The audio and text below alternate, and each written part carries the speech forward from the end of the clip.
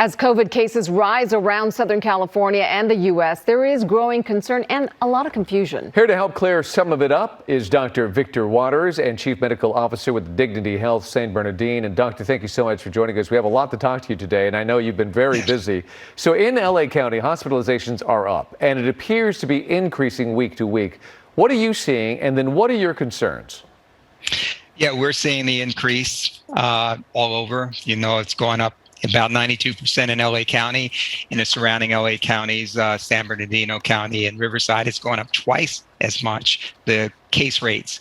It's very much a concern because the D variant, we've got a relaxation of social distancing, not using masks, that has caused this resurgence.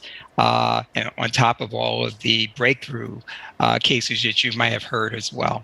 Mm-hmm. So we're seeing these long lines outside urgent cares and other testing sites. What do you think is behind the increased demand for testing? Well, you know, that's a good sign because vaccine hesitations because of fear of side effects, misinformation, and basic distrust of the medical community. Now, this time around, I think those people who are vaccine hesitant, their fear of getting COVID, whether fear of death from COVID or just getting it, is now taking precedence. And I think that's a good thing. You had a lot of people standing on the fence, undecided, feeling like maybe they can get away with not getting vaccinated because cases are going down. Felt safe to, we call that bandwagoning effect, take advantage of the vaccinations that are out there already. Well, I think they've realized that's not a wise thing to do.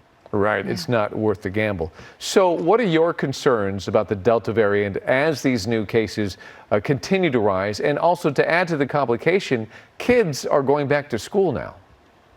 Yeah, that's a real concern when you talk about particularly those kids that are under 12 that are unvaccinated. They are a reservoir of potential spreading the virus. And when you think about kids, I have an 8-year-old son who's not vaccinated. You want to protect him. And you want to protect those around him and those who may be immunocompromised. So really, you have to think about it as we've done before. Take special precautions, wear masks, social distancing, those basic things we need to do in the schools for our kids and for ourselves. We all know people who are still concerned about taking the vaccine. What's your advice? How do we handle conversations with them? What would you tell them?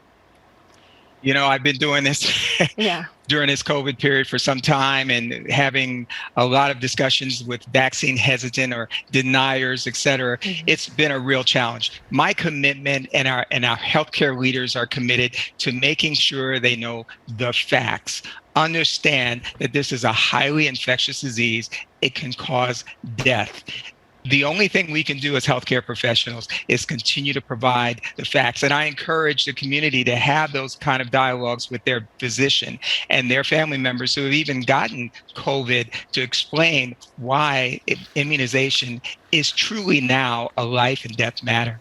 Absolutely. And hopefully people will actually listen to those facts. Doctor, thank you so much. Dr. Victor Waters, thank you for all you do. Thanks for joining us today. Thank you.